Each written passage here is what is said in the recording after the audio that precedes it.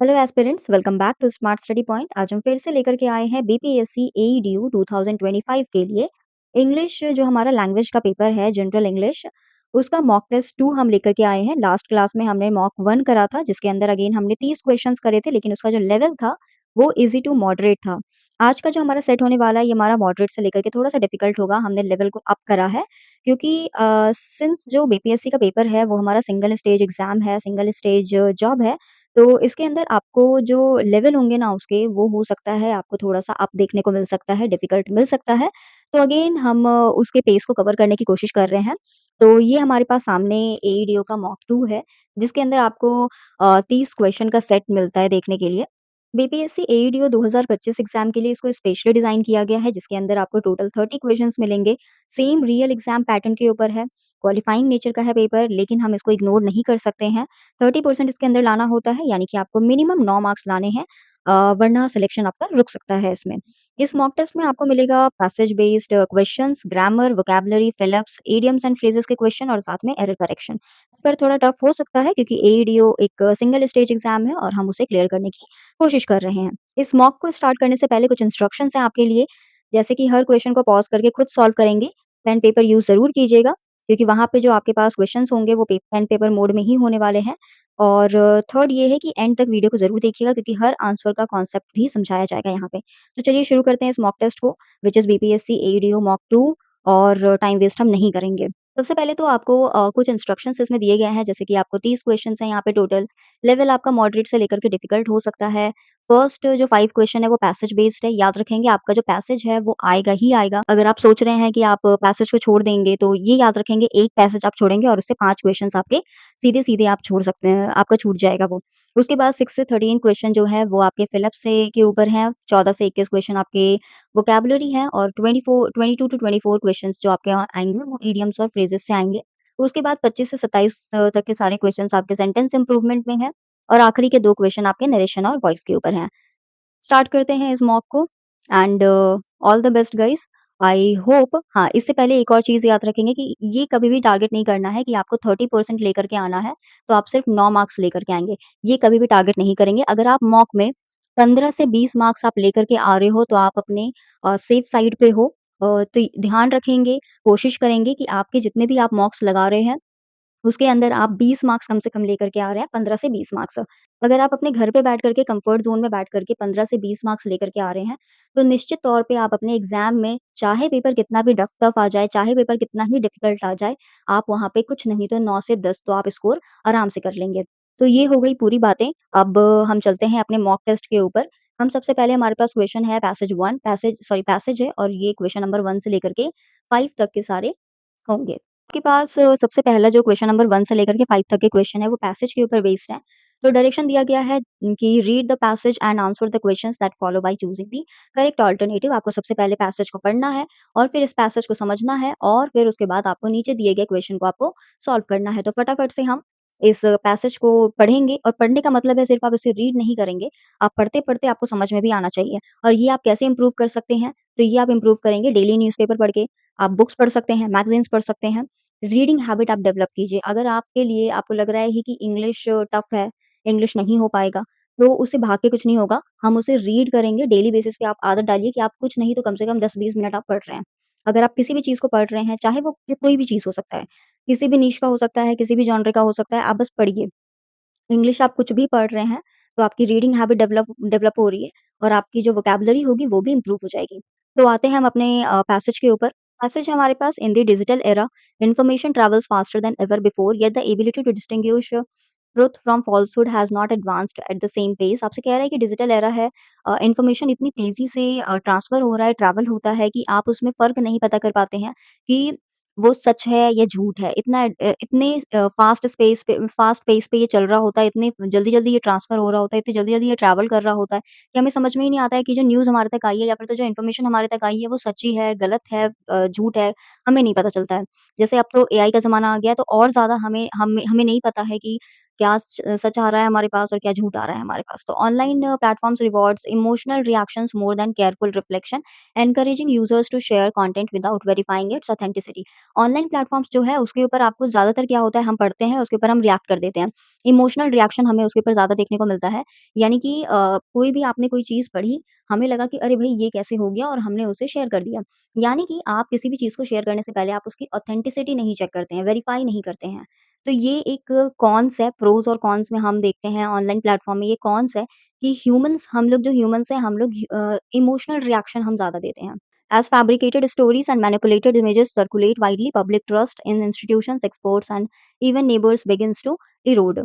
ये क्या बोल रहा है कि जो आपके फैब्रिकेटेड स्टोरीज़ होते हैं, यानी कि फैब्रिकेटेड यानी कि बने-बनाए जो स्टोरीज़ होते हैं, मैनिपुलेटेड इमेजेस होते हैं, जिसमें हम लोग इमेजेस में अपनी कला कला दिखा देते हैं। कुछ होते हैं ना कि हमने फैब्रिकेट कर दिया इमेज को, कुछ उल्टा-पुल्टा बना दिया। तो वो मैनिपुलेटेड इमेजेस जो होते हैं, वो इतनी तेज़ी से सर्कुलेट होते हैं, इधर-उधर ट्रैवल करते हैं कि धीरे-धीरे ना इरोड का मतलब होता है खत्म हो जाना। तो पब्लिक ट्रस्ट हो गया, जो हमारा जो भरोसा है इंस्टीट्यूशन के ऊपर, एक्सपर्ट के ऊपर, यहाँ तक कि अपने पड़ोसियों के ऊपर, उसमें से हमारा जो ट्रस्ट हो रहा है ना, वो उठता जा रहा है। The danger lies not only in individual misconception but in the gradual weakening of the shared realities that hold societies together. ये जो डेंजर है यानी कि ये जो खतरा है ये सिर्फ इंडिविजुअल मिसकॉन्सेप्शन यानी कि जो व्यक्तिगत हमारा मिसकॉन्सेप्शन है गलतफ़हमी है उसको ही नहीं बढ़ाता है, सिर्फ उसके ऊपर डेंजर नहीं है, बल्कि और कहाँ-कहाँ खतरा है तो यानी कि आपके जो शेयर्ड रियलिटीज़ हैं जो कि सोसाइटीज़ को जोड़ते हैं, एक चीज़ जो सोसाइटीज़ को जोड़ के रखी हुई है, समाज को जोड़ के रखी हुई है, उसके ऊपर भी आपका प्रभाव इसका देखने को मिलेगा। To confront this challenge, educators and policymakers increasingly emphasize media literacy, urging citizens to question sources, cross-check facts, and recognize persuasive techniques. तो यहाँ पे इस चैलेंज को ये जो हमारे को खतरा देखने को मिल रहा है कि इससे लोगों में गलतफ़हमियाँ हो रही हैं, समाज में गलतफ़हमियाँ आ रही हैं। तो इस चैलेंज को कन्फ्रंट करने के लिए, इस चैलेंज को डील करने के लिए एजुकेटर्स यानी कि जो पढ़ाते हैं, जो गाइड करते हैं, ऐसे एजुकेटर्स और साथ में पॉलिसी मेकर्स यानी कि जो पॉलिसीज़ बनाते हैं, लॉज़ बनाते हैं, वो सारे इकट्ठे होकर के इनके ऊपर काम कर रहे हैं, इसके ऊपर ज़ोर डाल रहे हैं। कैसे? तो मीडिया लिटरेसी यानी कि जो मीडिया है, उसके बारे में बता कर के पढ़ा करके अर्जिंग सिटीज़न्स टू क्वेश्चन साथ में लोगों को ये बता करके जो नागरिक हैं वहाँ के जो सिटीज़न्स हैं, उनको ये समझा करके कि भई हर एक चीज़ जो भी आपके पास आ रही है, चाहे वो फ़ोटो है, चाहे वो फ़ाइल है, चाहे वो कोई भी चीज़ है, उसको आप क्वेश्चन कीजिए। जो आपके पास आया है, आप इसको क्वेश्चन कीजिए कि आपके पास ये चीज़ कहाँ से आई है, सोर्स क्या है? क्रॉस चेक कीजिए, आपके पास जो भी फैक्ट आया है, उसको आप क्रॉस चेक करेंगे, उसके बाद आप रिकॉग्नाइज़ करेंगे कि सही भी है या नहीं है। हाउएवर सच इनिशिएटिव्स रिक्वायर सस्टेन्ड इन्वेस्टमेंट लेकिन ऐसे इनिशिएटिव्स जो अभी हमने ऊपर बात करी है कि मीडिया लिटरेसी इसमें पैसों की ज़रूरत पड़ेगी, सिटीज़न्स को अवेयर करना उसमें भी पैसों की ज़रूरत पड़ेगी, किसी भी फैक्ट को क्रॉस चेक करना उसमें भी पैसों की ज़रूरत पड़ेगी। तो ऐसे इनिशिएटिव्स को आपको सस्टेन्ड इन्वेस्टमेंट और cultural shift that values patience over immediacy यानी कि ऐसे इनिशिएटिव्स के अंदर एक तो आपको सस्टेन्ड इन्वेस्टमेंट की ज़रूरत पड़ेगी और दूसरा चीज़ें क्या है कि कल्चरल शिफ्ट यानी कि पूरी तरीके से लोगों के सोचने की और कल्चरल शिफ्ट आपको ज़रूरत पड़ेगी इसकी। कैसे? आपने किसी भी फ़ोटो को देखा, आप इम्पेशेंट होकर के आपने उसे शेयर कर दिया, लेकिन यहाँ पे आपको पेशेंस की ज़रूरत पड़ेगी। बिना तुरंत शेयर किए आप धैर्य से बैठ कर के सवाल करें, कहाँ से आया है? सही है भी या नहीं है? ये आपसे बोल रहा है। Unless societies cultivate critical habits of mind, the very technologies designed to connect people may deepen divisions and make democratic decision making far more fragile. Fragile का मतलब होता है बहुत ही जो कि आसानी से टूट सकता है। कहते हैं ना बहुत फ्रेजाइल है, इसे आराम से पकड़ो, कहीं टूट ना जाए। और आप बहुत बार देखोगे कोई भी पैकेजेस होते हैं, उसके अंदर फ्रेजाइल उसके ऊपर लिखा हुआ होता है। यानी कि इसके अंदर काँच का सामान है या फिर तो कोई ऐसा सामान है जो कि टूट सकता है, तो उसके ऊपर हम फ्रेजाइल का स्टिकर लगा देते हैं। तो ये आपसे कह रहे हैं कि जब तक सोसाइटी जो है अपने माइंड क एक क्रिटिकल हैबिट अपने माइंड की नहीं बना देगी कि भई टेक्नोलॉजी को आपको कैसे यूज़ करना है। तो तब तक आप इसमें सुधार नहीं कर सकते हैं, तब तक आप इसको हेल्पफुल नहीं बना सकते हैं। तब तक आप जो टेक्नोलॉजीज़ आपके लिए बनाई गई हैं, लोगों को जोड़ने के लिए, वो जोड़ने की जगह पे लोगों को डिवाइड करेंगी। ये आपको बताया जा रहा है और साथ में जो आपका डेमोक्रेटिक डिसीज़न मेकिंग है उसको और फ्रेजाइल बनाएगी, उसको और तोड़ने लायक वो उसको पूरा फ्रेजाइल बना देगी बेसिकली मैं इसे हिंदी में कैसे समझाऊँ कि यानी कि जो हमारा डिसीज़न मेकिंग है उसको और नाज़ुक बना देगी। हाँ, ये this is a right word fragile का राइट वर्ड है नाज़ुक बना देगी, जिससे आराम से तोड़ा जा सके। ये है राइट वर्ड नाज़ुक हो जाना, ठीक है? तो आपको ये बता इस पूरे पैसेज में हमें ये समझ में आया कि मीडिया लिटरेसी के ऊपर बात की गई है। किस तरीके से गलतफ़हमी आगे बढ़ती है, किस तरीके से एक गलत न्यूज़ बहुत जल्दी रेस में आगे चले जाते हैं। किस तरीके से लोगों को रिएक्ट करना चाहिए, हमें इस पूरे पैसेज में ये देखने को मिला। अब हम क्वेश्चन की तरफ आ रहे हैं, क्वेश्चन नंबर 1 आपके पास है। ये है question number 1, according to the passage what primarily causes in misinformation to spread rapidly online? इनमें से आपके नीचे ऑप्शंस दिए हुए हैं, इनमें से कौन-सा रीज़न है, कौन-सा कारण है जिससे जो आपका मिस इन्फॉर्मेशन है, वो बहुत जल्दी स्प्रेड हो जाता है, बहुत जल्दी ट्रैवल करता है? Lack of technological regulations, option B है platforms rewarding emotional reactions over reflection, C है शॉर्टेज ऑफ प्रोफेशनल जर्नलिस्ट या डी है एक्सेसिव गवर्नमेंट सेंसरशिप। मैं पैसेज के साथ इसे लगा देती हूँ ताकि आप इसे आराम से देख पाओ और इसे आप सॉल्व कर पाएँ। 1 मिनट। बहुत छोटा दिख रहा होगा आपको बट इसका अभी फ़िलहाल मैं कुछ नहीं कर सकती हूँ कि ऊपर पैसेज हो और नीचे सो दैट आप क्वेश्चन भी देख पाएँ और साथ में आप पैसेज भी देख पाएँ और अपने आंसर को आप ढूँढ पाएँ। तो ये जो पैसेज हमसे कह रहा है ना, ये आपसे पूछ रहा है कि पैसेज में आपको क्या बताया गया है कि कौन-सा कारण है, कौन-सा प्राइमरी कारण है जिसकी वजह से मिस इन्फॉर्मेशन बहुत तेज़ी से ऑनलाइन फैल जाती है। तो हमारा सेकंड जो ऑप्शन है वो करेक्ट हो जाएगा, platforms rewarding emotional reaction over reflection. हम कोई भी चीज़ को देखते हैं, हम बहुत ज़्यादा भावुक हो जाते हैं, बहुत ज़्यादा इमोशनल हो जाते हैं, हम रिएक्ट कर देते हैं, उसको फॉरवर्ड कर देते हैं, लोगों के साथ शेयर कर देते हैं, बिना इसके जाने कि वो कहाँ से आया है, सच है, गलत है। ये आपसे पैसेज में बोल रहा था। क्वेश्चन नंबर 2 आपसे कह रहा है what is the main danger highlighted by the author? Author ने यहाँ पे मेन खतरा किसको बताया गया है? किसको बताया है? क्या बोला है उन्होंने कि कौन-सा खतरा सबसे ज़्यादा मेन है, प्राइमरी है? ऑप्शंस हमारे पास है permanent ban on social media या फिर तो total disappearance of traditional media या फिर तो weakening of shared social realities या फिर तो इंक्रीज़ इन टेक्नोलॉजिकल अनएम्प्लॉयमेंट। इसका करेक्ट आंसर हो जाएगा weakening of shared social realities. Passage में हमने पढ़ा भी कि जो इसका सबसे ज़्यादा खतरा हो रहा है, वो ना सिर्फ़ इंडिविजुअल मिसकंसेप्शन को हो रहा है, यानी कि व्यक्तिगत तरीके से जो गलतफ़हमी होती है, वो तो एक खतरा है ही, साथ ही साथ में जो हमारे सोशल रियलिटीज़ होते हैं, यानी कि जो चीज़ें समाज को बाँध के रखी हुई हैं, उसे भी कमज़ोर बना दे रही है ये। ये हमारा क्वेश्चन नंबर 2 का करेक्ट आंसर है। थर्ड हमारे पास क्वेश्चन है, the passage implies that media literacy initiatives will be effective only if. आपको आपसे सवाल पूछ रहा है कि जो पैसेज है आपसे, वो क्या कह रहा है?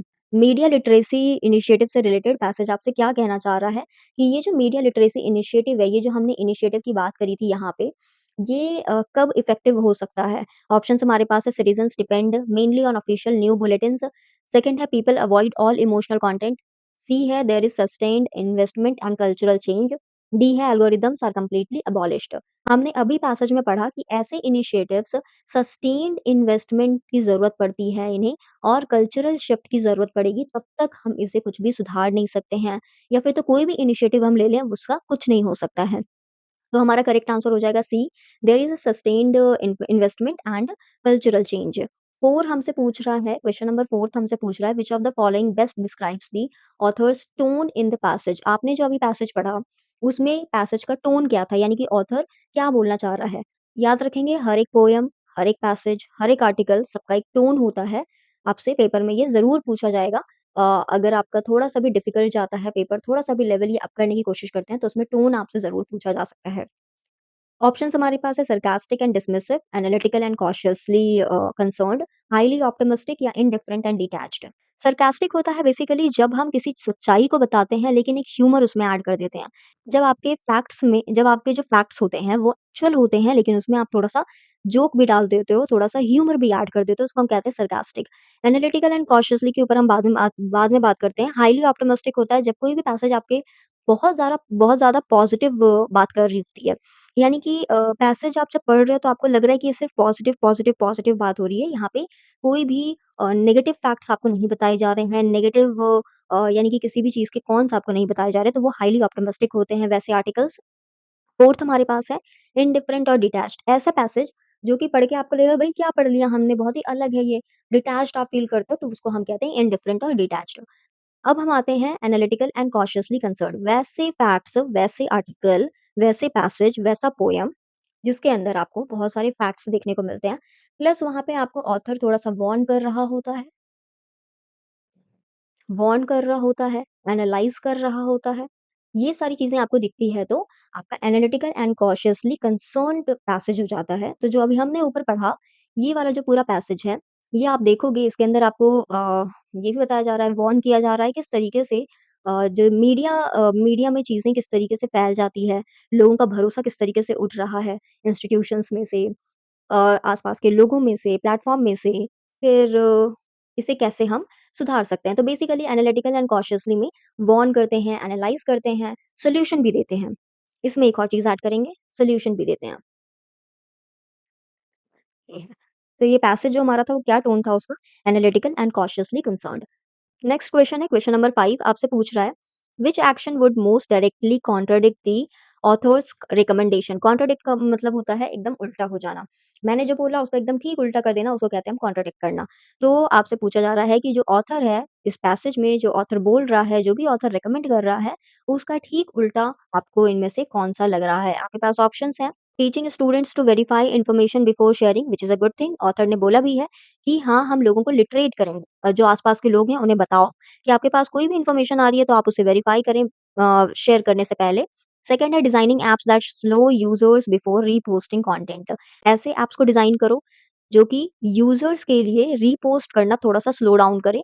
थर्ड है sharing sensational headlines without reading the article. Article को बिना पूरा पढ़े या फिर तो बिना पढ़े सिर्फ सेंसेशनल हेडलाइन को पढ़ते ही आप उसे शेयर कर दो।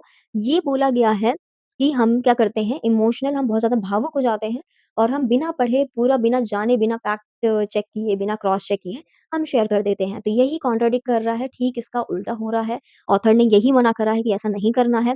फोर्थ ऑप्शन है हमारे पास funding public campaigns on fact checking. ये भी करेक्ट है फैक्ट चेक करने के लिए जितने भी पब्लिक कैंपेन्स हैं उन्हें फंडिंग की ज़रूरत होती है और उन्हें फंड करें। तो ये हमारा पूरा पैसेज का कंप्लीट हो गया। पैसेज भी हमने देख लिया और उसके 5 क्वेश्चन्स भी हमने उसके देख लिए। आते हैं अब हम नेक्स्ट है हमारे पास क्वेश्चन नंबर 6 से लेकर के 13 ये हमारे फिलिप्स हैं। जो भी आपका करेक्ट आंसर होगा उसे आपको चूज़ करना है। क्वेश्चन नंबर 6 आपसे कह रहा है if the committee blank earlier comma the project would not have been delayed. Options हमारे पास है meets, had met, was meeting, would have met. हमने कल वाले सेशन में पढ़ा था एक third conditional sentence. Third conditional sentence के बारे में पढ़ा था जहाँ पे हम हाइपोथेटिकल पास्ट की बात करते हैं। अगर ऐसा किया होता तो ऐसा नहीं होता या फिर तो ऐसा होता। तो उसको हम कहते हैं हाइपोथेटिकल पास्ट यानी कि अब वो बीत चुका है लेकिन हम उसके बारे में फिर भी सोच रहे हैं ऐसा हुआ होता और ऐसा नहीं हुआ होता। बेसिकली ऐसे जो सेंटेंस होते हैं उसका स्ट्रक्चर किस तरीके से होता है पहली बात तो इसके ऊपर इफ आएगा। If plus past perfect tense होगा। Would not have been delayed इस तरीके से। तो ये हमारा पूरा स्ट्रक्चर होता है कि कैसे पहचानते हैं हम? एक तो पहली बात इफ होगा इसके अंदर और दूसरा आप देखोगे इस पूरे सेंटेंस को पढ़ कर के समझ में आता है कि ये ऐसा बोल रहा है कि अगर कमिटी ने सबसे पहले इसका करेक्ट आंसर हो जाएगा हैड मेट। अगर कमिटी पहले मिल ली होती तो प्रोजेक्ट इतना डिले नहीं होता। If the committee had met earlier the project would not have been delayed यानी कि अगर ऐसा हुआ होता तो आज ऐसा नहीं होता। ये कंडीशनल होता है यानी कि वो कंडीशन होता तो आज ये कंडीशन नहीं होती। ये पूरी तरीके से हाइपोथेटिकल सिचुएशन होता है तो ये याद कर लेंगे, ये रट लेंगे कि इफ के साथ आपका पास्ट परफेक्ट टेंस होगा यानी कि had met is the correct answer, right? Next हमारे पास क्वेश्चन नंबर 7 क्वेश्चन नंबर 7 हमसे कह रहा है by the time the inspection team arrives we blank all the documents. Options हमारे पास है will prepare, are preparing, will have prepared, had prepared. ये भी हमने कल की क्लास में देखा था कि बाय द टाइम जहाँ पे भी आपको बाय द टाइम मिल रहा है देखने के लिए, वहाँ पे आपको ये सेंटेंस बताती है कि ये सेंटेंस क्या है। ये सेंटेंस आपको बताती है कि ये फ्यूचर परफेक्ट टेंस है। फ्यूचर परफेक्ट टेंस है। यानी कि क्या है कि जब तक इंस्पेक्शन टीम पहुँचेगी तब तक हमारे डॉक्यूमेंट्स प्रिपेयर हो जाएँगे। तो इसका करेक्ट आंसर हो जाएगा हमारा विल हैव प्रिपेयर्ड यानी कि by the time the inspection team arrives we will have prepared all the documents. जब तक इंस्पेक्शन टीम पहुँचेगी तब तक हमारे डॉक्यूमेंट्स प्रिपेयर हो जाएँगे। क्वेश्चन नंबर 8 की तरफ हम मूव कर रहे हैं। The principal insisted that every student blank in the cultural program. Options are participates, participated, participate, should participated. इसका करेक्ट आंसर हो जाएगा पार्टिसिपेट। अगेन इसमें कन्फ्यूज़ करने वाला ये क्वेश्चन है सबसे पहले तो, कन्फ्यूज़ करने वाला क्वेश्चन है, इसे ध्यान से देखेंगे कि ये जो है ना, ये बेसिकली सब्जेंक्टिव होता है ये, सब्जेंक्टिव है ये। इसके अंदर क्या है, जब भी वर्ब्स होते हैं, जहाँ पे जैसे कि इंसिस्टेड दैट जैसे वर्ब जब भी होंगे, तो इसका बेस फॉर्म जो भी आप लिखेंगे वो विदाउट एस होगा। जब भी आपको इंसिस्टेड दैट दिख रहा है तो आपका बेस फॉर्म विदाउट एस वाला यूज़ करेंगे हम। विदाउट एस वाला यूज़ करेंगे, रिगार्डलेस ऑफ द सब्जेक्ट, आपका सब्जेक्ट कुछ भी है। एवरी स्टूडेंट यहाँ पे बोला ना तो बहुत सारे बच्चे यहाँ पे क्या करेंगे, पार्टिसिपेट्स कर देंगे व्हिच इज़ रॉन्ग। यहाँ पे पार्टिसिपेट्स ना होकर के पार्टिसिपेट हो जाएगा, ये हमारा करेक्ट हो जाएगा। सब्जेक्ट को हम यहाँ पे इग्नोर करते हैं, जहाँ पे भी आपको इंसिस्टेड दैट दिख रहा है, वहाँ पे आप विदाउट एस यूज़ करेंगे, पार्टिसिपेट हो जाएगा यहाँ पे। क्वेश्चन नंबर 9 की तरफ हम मूव कर रहे हैं। क्वेश्चन नंबर 9 हमसे बोल रहा है despite severe criticism the officer refuse to blank his statement. Options है हमारे पास रिट्रैक्ट, रिटेन, रिसॉर्ट और रिज़ॉल्व। इतनी सारी सीवियर क्रिटिसिज्म यानी कि इतनी सारी क्रिटिसिज्म के बाद भी ऑफिसर ने क्या रिफ्यूज़ कर दिया, यहाँ पे कोई एक एप्रोप्रिएट वर्ड आएगा, रिफ्यूज़ कर दिया अपने स्टेटमेंट के रिगार्डिंग। ऑप्शंस हमारे पास रिट्रैक्ट है, रिटेन है, रिज़ॉर्ट है और रिसॉल्व है। सबसे पहले रिटेन की बात करते हैं। रिटेन का मतलब है कीप, यानी कि अपने पास रखना, कीप। रिसॉर्ट का मतलब होता है कहीं पे जहाँ पे आप स्टे कर सकते हैं, होटल सॉर्ट ऑफ वर्ड। और रिज़ॉल्व होता है यानी कि सॉल्व करना। रिट्रैक्ट का मतलब होता है टू टेक बैक या फिर तो विथड्रॉ करना, विथड्रॉ करना या फिर तो to take back.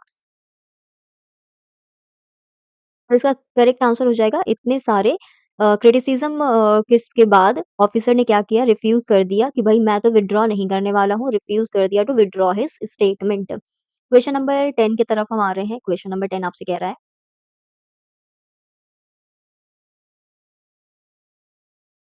Question number 10 आपसे कह रहा है the new policy aims to blank transparency and curb corruption in public offices. Options हमारे पास है प्रेडिक्ट, प्रमोट, पोस्टपोन या फिर तो प्रिवेंट। प्रेडिक्ट का मतलब होता है अनुमान लगाना और प्रमोट का मतलब होता है किसी भी चीज़ को बढ़ावा देना, प्रमोट करना। पोस्टपोन का मतलब होता है किसी भी चीज़ को टाल के आगे बढ़ा देना। प्रिवेंट का मतलब होता है किसी भी चीज़ को रोकना, थामना। तो जो नई पॉलिसी है वो क्या एम कर रही है, प्रेडिक्ट नहीं हो सकता है, पोस्टपोन भी नहीं हो सकता है और प्रिवेंट भी नहीं हो सकता है। क्योंकि हम ट्रांसपेरेंसी एक वर्ड है, पॉजिटिव वर्ड है, इसको हम प्रमोट ही कर सकते हैं। तो एम्स टू प्रमोट ट्रांसपेरेंसी और कर्ब, कर्ब का मतलब होता है किसी चीज़ को कट डाउन करना, करप्शन को खत्म करना, curb corruption in public offices. Question number 11, question number 11 हमसे कह रहा है hardly had the meeting concluded blank the reporters rushed for interviews. ये हमने लास्ट क्लास में भी करा था। अगर आपको कल का याद होगा तो आप इसे सॉल्व कर पाएंगे। ऑप्शन है हमारे पास देन, व्हेन, देन या फिर तो दैट। ये बेसिकली इन्वर्जन स्ट्रक्चर को फॉलो करता है। कल भी पढ़ा था हमने ये, इन्वर्जन स्ट्रक्चर को फॉलो करता है ये। कोरिलेटिव पेयर आपको यहाँ पे देखने मिलेगा कि किसी भी स्टेटमेंट में आपको हार्डली से स्टार्ट होता हुआ दिख रहा है, हार्डली हैड से स्टार्ट होता हुआ दिख रहा है, तो जो भी सेंटेंस है उसमें आपको व्हेन ज़रूर देखने को मिलेगा। इसको हम कहते हैं कोरिलेटिव पेयर है ये, कोरिलेटिव पेयर। जहाँ पे भी आपको हार्डली हैड से स्टार्ट होता हुआ दिखेगा सेंटेंस, वहाँ पे आपको व्हेन ज़रूर दिखेगा, तो यहाँ पे आपका करेक्ट आंसर व्हेन हो जाएगा। ये होता है बेसिकली ये इंडिकेट करता है क्या कि कोई भी एक इवेंट खत्म होगा और उसके तुरंत बाद एक दूसरा इवेंट भी शुरू हो जाएगा। Hardly had the meeting concluded, meeting meeting conclude हुआ नहीं था, होने वाला था। जैसे ही कंक्लूड होता अपने एंड पे था कि reporter rushed for interviews, reporter भाग गए इंटरव्यू के लिए, उनकी तरफ दौड़े इंटरव्यू के लिए। यानी कि एक इवेंट खत्म हुआ, मीटिंग कंक्लूड हुई और सेकंड इवेंट आपके सामने दिख रहा है, दैट इज रिपोर्टर्स आपकी तरफ आ रहे हैं इंटरव्यू के लिए। क्वेश्चन नंबर 12 की तरफ हम आगे बढ़ रहे हैं। क्वेश्चन नंबर 12 हमसे कह रहा है the candidate was confident, the candidate was confident blank securing a position, blank securing a place in the merit list. Option है आपके पास फॉर, टू, अबाउट या फिर तो फ्रॉम। ये तो सिंपल सिंपल आंसर था। Candidate was confident about securing a place in the merit list. For हो नहीं सकता है, फॉर सिक्योरिंग, टू सिक्योरिंग भी नहीं हो सकता है, फ्रॉम सिक्योरिंग भी नहीं हो सकता है, सेंटेंस ही नहीं समझ में आएगा, सेंटेंस ही फॉर्म नहीं हो रहा है उससे तो। About is the correct answer. 13 हमसे कह रहा है neither of the explanations blank satisfactory to the inquiry committee. Option है हमारे पास वर, हैव बीन या फिर तो आर या फिर तो वाज़। इसका करेक्ट आंसर हमारा वाज़ हो जाएगा। क्यों? क्योंकि नीदर ऑफ द एक्सप्लेनेशंस यहाँ पे was satisfactory to the inquiry committee, क्योंकि नीदर यहाँ पे सब्जेक्ट है और सब्जेक्ट हमारा सिंगुलर है। अगर हमारा ये सिंगुलर है तो ये ऑब्वियसली हमारा सिंगुलर होगा। बहुत सारे स्टूडेंट्स अगेन यहाँ पे कन्फ्यूज़ करेंगे, कन्फ्यूज़ करने वाला क्वेश्चन है कि लोगों को लगेगा एक्सप्लेनेशन हमारा सब्जेक्ट है, तो एक्सप्लेनेशन को देखते हुए यहाँ पे ये वर्ब लग जाएगा, लेकिन नहीं, एक्सप्लेनेशन यहाँ पे सब्जेक्ट नहीं है, हमारा सब्जेक्ट नीदर है। कल भी हमने ऐसा एक क्वेश्चन करा था, जिसके अंदर मैंने बताया था कि वहाँ पे सब्जेक्ट हमारा कुछ और होता है। कल वाला क्वेश्चन था हमारा क्वालिटी वाला। हुँ, क्वालिटी ऑफ एपल्स वाला क्वेश्चन था।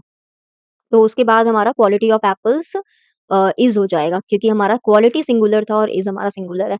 अगर आप नहीं देखे हैं कल वाला सेशन यानी कि मॉक 1 तो आप ज़रूर द जाकर के देख के आइएगा, कल भी मैंने बहुत सारी चीज़ें उसमें ऐड करी थी, मतलब एक्सप्लेन करी थी। तो क्वेश्चन नंबर 13 का आंसर हो जाएगा वाज़। 14th की तरफ हम आ रहे हैं, क्वेश्चन नंबर 14 से लेकर के 21 तक हमारा एंटोनिम और सिनोनिम्स है। एंटोनिम्स यानी कि ऑपोजिट वर्ड्स और सिनोनिम्स यानी कि सिमिलर वर्ड्स। क्वेश्चन नंबर 14 हमसे कह रहा है choose the word opposite in meaning of scarce, SCARCE scarce. Options हमारे पास है रेयर, अबंडेंट, फ्रेजाइल या फिर तो माइनर।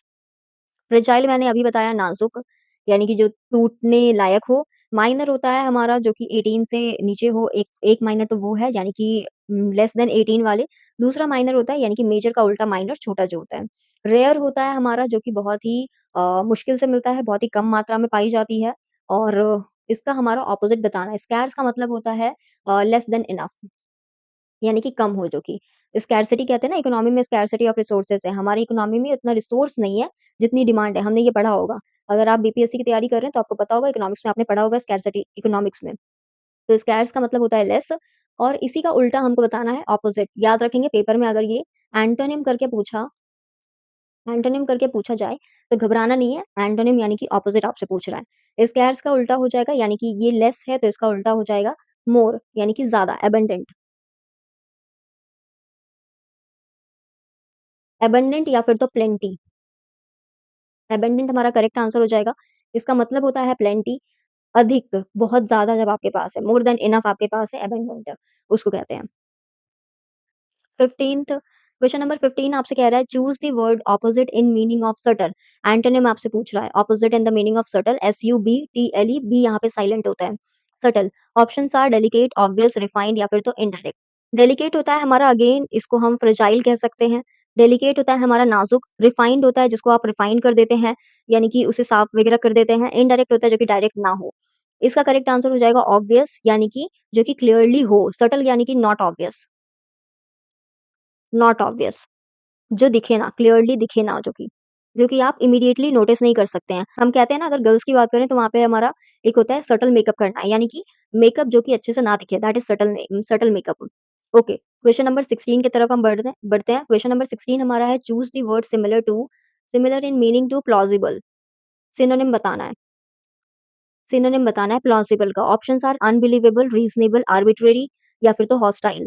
अनबिलीवेबल होता है जिसे आप बिलीव नहीं कर सकते हो। आर्बिट्रेरी का मतलब होता है अनरीज़नेबल, अनरीज़नेबल मनमाना। कहते हैं ना अनरीज़नेबल प्राइस लगा रहे हो, मनमानी कर रहे हो, अपने मन से जो भी प्राइस लगाना होता है आप लगा दे रहे हो, दैट इज़ आर्बिट्रेरी। हॉस्टाइल होता है अनफ्रेंडली, अनफ्रेंडली और रीज़नेबल इसका करेक्ट आंसर हो जाएगा प्लॉजिबल का। प्लॉजिबल का सिमिलर मतलब हमारा रीज़नेबल से होता है यानी कि आर्बिट्रेरी का उल्टा हो जाएगा। क्वेश्चन नंबर 17 है। क्वेश्चन नंबर 17 हमसे कह रहा है choose the word similar in meaning of resilient, RESILIENT। साथ में जो भी आप वर्ड देख रहे हैं उसकी स्पेलिंग आप ज़रूर देखेंगे क्योंकि क्योंकि बहुत बार आपसे क्वेश्चन इस तरीके से भी आता है कि आपको दे दिया जाएगा वर्ड और बताने के लिए बोला जाएगा कि बताइए इनमें से कौन-सा सही है और कौन-सा गलत है, राइट? तो यहाँ पे जो रेसिलिएंट वर्ड है इसका मतलब बताना है आपको, सिमिलर मीनिंग कौन से वाले का है। ऑप्शंस हमारे पास है फ्रेजाइल, अडैप्टेबल, पैसिव या फिर तो आइडियल। तो करेक्ट आंसर हो जाएगा अडैप्टेबल। अडैप्टेबल जो कि बहुत ही फ्लेक्सिबल होता है, बहुत आसानी से जो कि अडैप्ट कर लेता है। उससे पहले ये जो रेज़िलिएंट है ना, ये ऐसा एक होता एक ऐसा वर्ड है जिसका मतलब है कि जो कि बहुत आसानी से किसी भी डिफ़िकल्ट सिचुएशन में आसानी से अपने आप को रिकवर कर लेता है, जो कि क्विकली रिकवर कर लेता है अपने आप को, उसको हम रेज़िलिएंट कहते हैं। क्विकली रिकवर कर लिया या फिर तो अडैप्ट कर लिया या फिर तो फ्लेक्सिबल है, उसको हम रेज़िलिएंट वर्ड कहते हैं। इसी का सिनोनिम है अडैप्टेबल। फ्रेजाइल की बात करेंगे तो फ्रेजाइल हमें पता है कि बहुत ही नाज़ुक जो होता है वो। आइडल का मतलब यहाँ पे एक याद रखेंगे कि लेज़ी, लेज़ी जो होते हैं उसको हम आइडल कहते हैं, आईडीएलई। और पैसिव होता है इनएक्टिव इज़ पैसिव। आगे बढ़ते हैं क्वेश्चन नंबर 18 की तरफ। क्वेश्चन नंबर 18 हमसे कह रहा है choose the word opposite in meaning of diligent. Opposite बताना है आपको और वर्ड है आपके पास डिलिजेंट। डिलिजेंट का ऑपोजिट आपके पास ऑप्शंस है इंडस्ट्रियस, केयरलेस, पेशेंट या फिर तो परसिस्टेंट। डिलिजेंट का मतलब होता है हार्ड वर्किंग या फिर तो केयरफुल, जो अपने फ्यूचर को लेके केयरफुल हो। इंडस्ट्रियस का मतलब भी हार्ड वर्किंग होता है, यानी कि ये सिनोनिम ऑफ डिलिजेंट हो गया। पेशेंट का मतलब हमें पता है जिसके पास पेशेंस हो। परसिस्टेंट का मतलब होता है हमारा कंटीन्यूअस कंटिन्यूटी में जो कोई काम कर रहा होता है उसको हम कहते हैं पर्सिस्टेंट। ज़िद्दी तरीके से जो काम कर रहा होता है उसको हम पर्सिस्टेंट कहते हैं।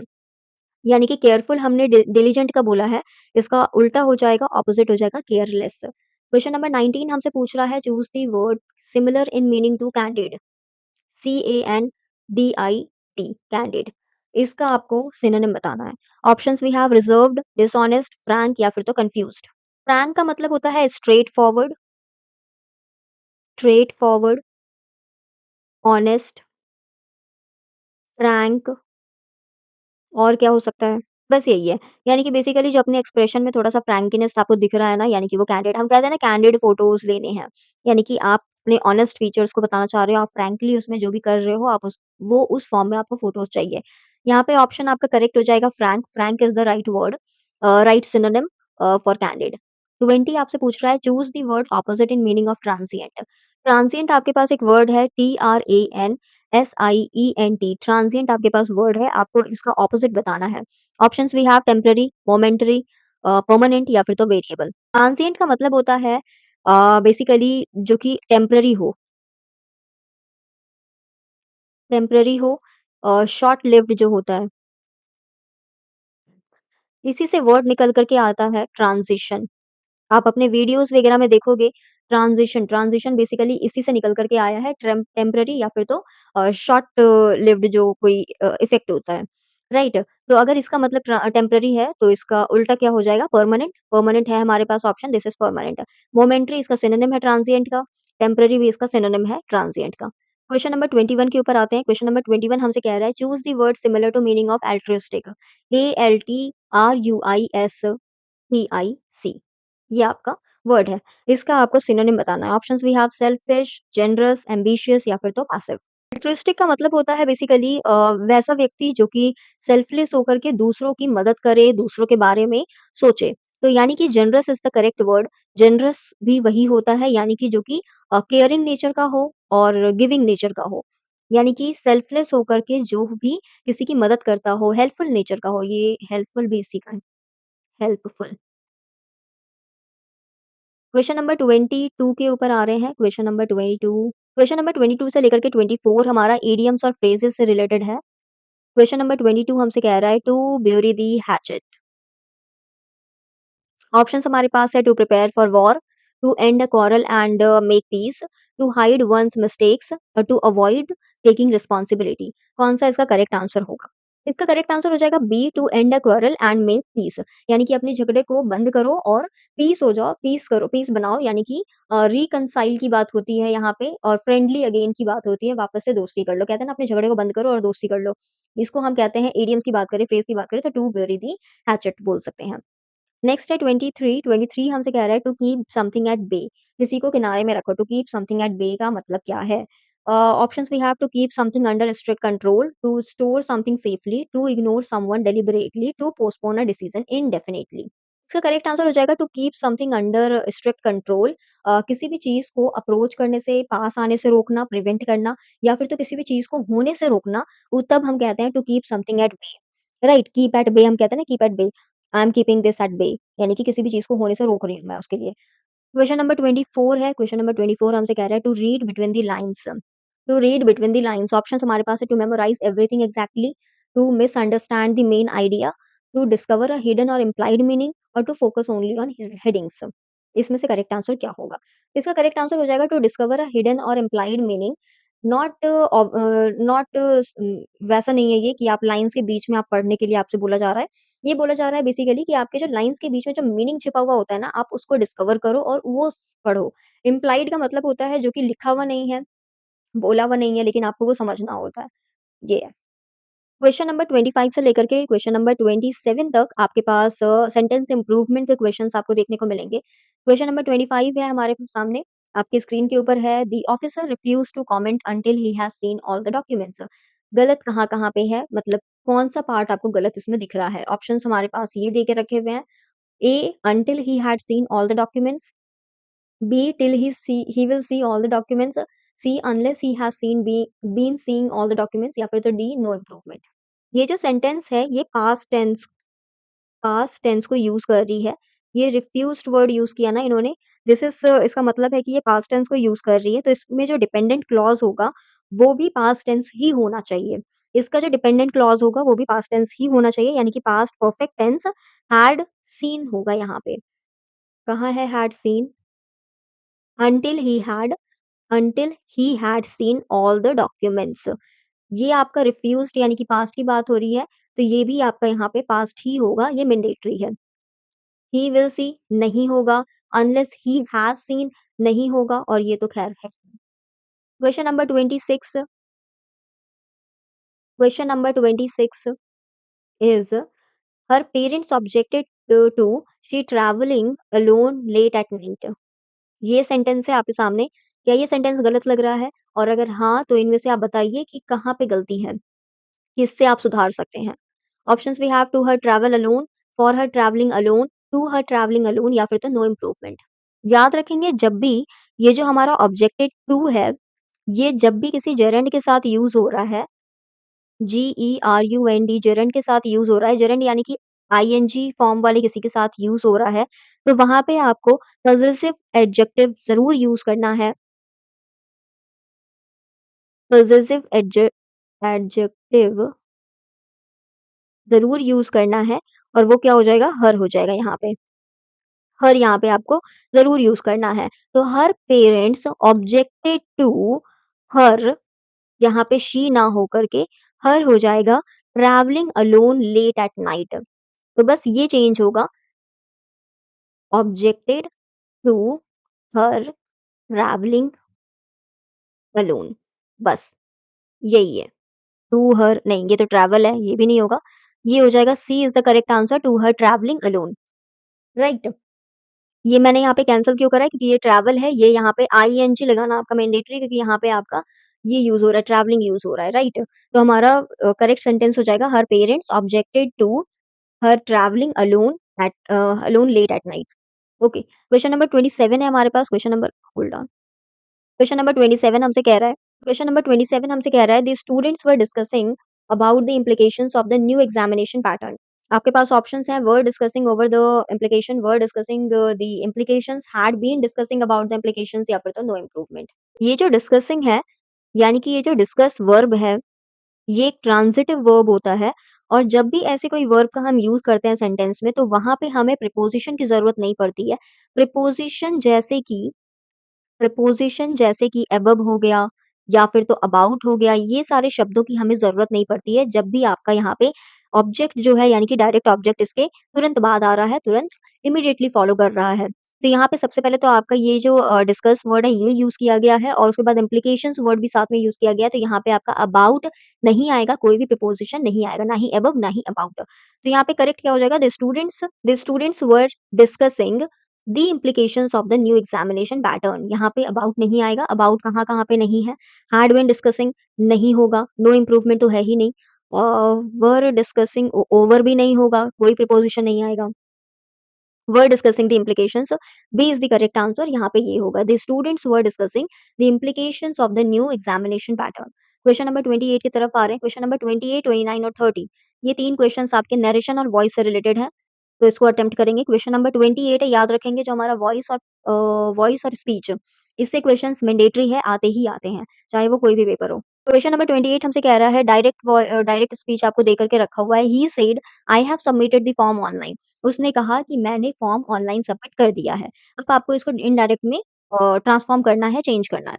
ही said that blank the form online. यहाँ पे फिल अप में क्या आएगा? Options we have he has submitted, he had submitted, I had submitted या फिर तो ही वुड सबमिट। तो याद रखेंगे जब भी पहली बात तो जब भी हम डायरेक्ट से इनडायरेक्ट में हम चेंज करते हैं, तो ये जो आई होता है वो चेंज हो जाएगा ही में, ही और शी में चेंज हो जाएगा। और दूसरी बात जब भी हम डायरेक्ट से इनडायरेक्ट के ऊपर आते हैं, डायरेक्ट स्पीच से इनडायरेक्ट स्पीच के ऊपर आते हैं, तो हमारा जो प्रेज़ेंट परफेक्ट टेंस है, वो चेंज हो जाता है हमारा पास्ट परफेक्ट टेंस में, पास्ट परफेक्ट टेंस में। तो यहाँ पे प्रेज़ेंट परफेक्ट टेंस है I have submitted the form online. इसी का आप उल्टा कर देंगे यानी कि पास्ट परफेक्ट में चले जाएँगे तो इसका हो जाएगा हैड सबमिटेड। हैव का पास्ट हो जाता है हैड, सबमिटेड का सबमिटेड। करेक्ट क्या हो जाएगा? He said that he had submitted the form online. B is the correct answer. Question number 29 आपसे कहता है, डायरेक्ट स्पीच दिया हुआ है आपके पास, the inspector said do not leave the hall before the bell rings. इसको इनडायरेक्ट में आपको चेंज करना है, the inspector instructed the students blank the hall before the bell rang. Options we have do not leave, not to leave, to not leaving, that they do not leave. ये जो second वाला sentence है ना, ये हमारा क्या हो जाता है? Negative imperative sentence.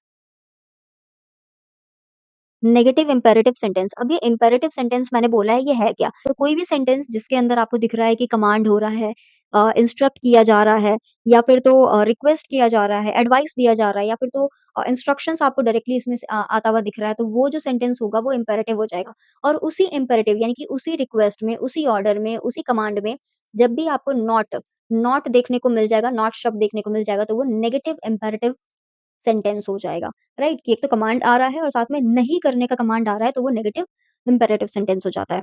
तो जब भी आपको ये डू नॉट शब्द आपको डायरेक्ट में देखने को मिलता है, तो उसको आप चेंज कर देते हैं not to leave, not to leave हो जाएगा यहाँ पे। तो the inspector instructed the students not to leave the hall before the bell rang. B हमारा करेक्ट आंसर हो जाएगा। लास्ट क्वेश्चन है हमारे पास 30। 30 is the last question. Question number 30 हमसे कह रहा है चेंज इनटू पैसिव वॉइस। ये आपको एक्टिव वॉइस में देकर के रखा हुआ है, अब आपको इसको पैसिव में चेंज करना है। The authorities are investigating the allegation seriously. आपके पास ऑप्शन है, the allegations had been investigated seriously by the authorities, the allegations are being invested seriously by the authorities, the allegations are investigated seriously by authorities, the authorities have been investigating the allegation seriously. कौन-सा correct है? याद रखेंगे ये जो हमारा original sentence है, वो हमारा प्रेज़ेंट कंटीन्यूअस टेंस है। प्रेज़ेंट कंटीन्यूअस टेंस है। कैसे पता चला मुझे? आईएनजी से, आईएनजी से। कंटीन्यूअस टेंस है और इस जो ओरिजिनल सेंटेंस है इसके अंदर हमारा सब्जेक्ट क्या है, ऑब्जेक्ट क्या है? आपको ये बताना है सब्जेक्ट, ऑब्जेक्ट और वर्ब क्या-क्या है। तो याद रखेंगे ये जो अथॉरिटीज़ है, द अथॉरिटीज़ है ये हमारा सब्जेक्ट है। इन्वेस्टिगेटिंग जो है वो हमारा वर्ब है और एलिगेशंस जो है ये ऑब्जेक्ट है। तो जब भी हम एक्टिव से पैसिव में जाते हैं, एक्टिव से हम पैसिव में चेंज कर रहे होते हैं, तो जो हमारा ऑब्जेक्ट होता है वो हमारा सब्जेक्ट में चेंज हो जाता है। हम उसे सब्जेक्ट बना देते हैं। जो हमारा वर्ब होता है, उसे हम पैसिव फॉर्म में लिखते हैं। जो भी आपका वर्ब है उसको आप पैसिव फॉर्म में लिखेंगे। कैसे लिखेंगे? क्या स्ट्रक्चर है उसका? Form of be, form of be यहाँ पे बीआईएनजी कंटीन्यूअस की बात हो रही है ना यहाँ पे, आईएनजी की बात हो रही है तो यहाँ पे हम बीईआईएनजी बीइंग का यूज़ करेंगे और साथ में पास्ट पार्टिसिपल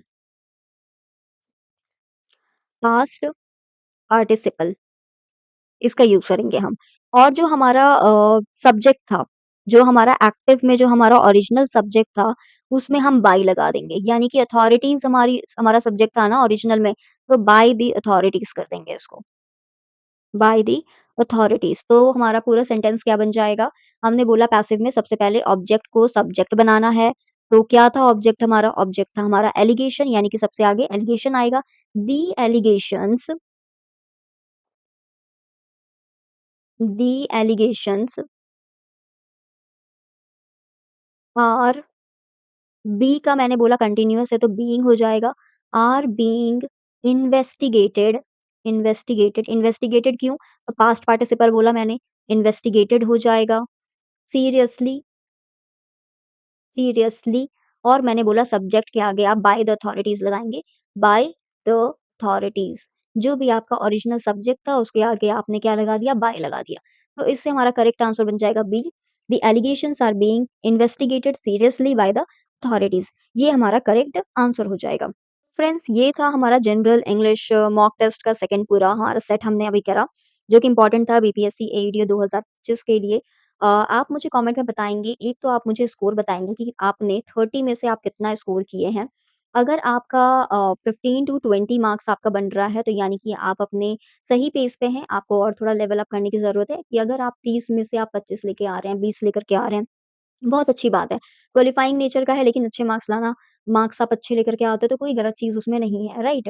दूसरी चीज़ ये कि एक तो आप मुझे स्कोर बताएँगे कमेंट सेक्शन में कि आपका 30 में से कितना बन रहा है और दूसरा आप मुझे बताएँगे कि पेपर का लेवल कैसा था। ये वाला लेवल आपको कैसा लगा? लास्ट वाला लेवल तो बहुत आसान था, ये वाला लेवल आपको थोड़ा-सा ऊपर लगा या फिर तो वही सेम लेवल का था, मुझे और अप करने की ज़रूरत है या क्या करने की ज़रूरत है? क्योंकि हाँ, मैं अब धीरे-धीरे, धीरे-धीरे मैं अपने लेवल को और ऊपर करने वाली हूँ, जो हमारा पेपर होने वाला है वो और थोड़ा मैं टफ करती चली जाऊँगी।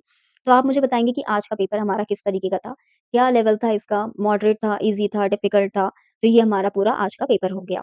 कमेंट सेक्शन में ज़रूर बताइएगा आप कि आपका स्कोर कितना बना? कौन-सा सेक्शन आपके लिए सबसे टफ लगा? कौन-सा पोर्शन आपको सबसे ज़्यादा टफ लगा? ग्रामर लगा, वोकैब्युलरी लगा या फिर तो पैसेज लगा या फिर तो करेक्शन जो हमने अभी करा वो लगा या फिर तो वॉइस या फिर तो जो अभी हमने करा है ये पैसिव एक्टिव वॉइस वाला या डायरेक्ट और इनडायरेक्ट स्पीच वाला, कौन-सा वाला पोर्शन आपको ज़्यादा टफ लगा? कौन-सा आसान लगा? किसमें ज़्यादा मज़ा आया? आप ये ज़रूर बताइएगा। और अगर आप चाहते हैं कि मैं मोस्ट एक्सपेक्टेड इंग्लिश के क्वेश्चंस लेकर के आऊँ, ग्रामर रूल्स को इन शॉर्ट ट्रिक्स में बताऊँ, तो वीडियो को लाइक ज़रूर करें, कमेंट करें और चैनल को सब्सक्राइब करें और अपने फ्रेंड्स के साथ शेयर ज़रूर करें। इंग्लिश क्वालिफाइंग है लेकिन एलिमिनेशन का कारण नहीं बनना चाहिए, तो इसके ऊपर हम थोड़ा-सा मेहनत करेंगे क्योंकि अच्छे मार्क्स लाना कोई बुरी बात नहीं होती है। तो all the best for your BPSC AEDO 2025 see you in the next class. Thank you.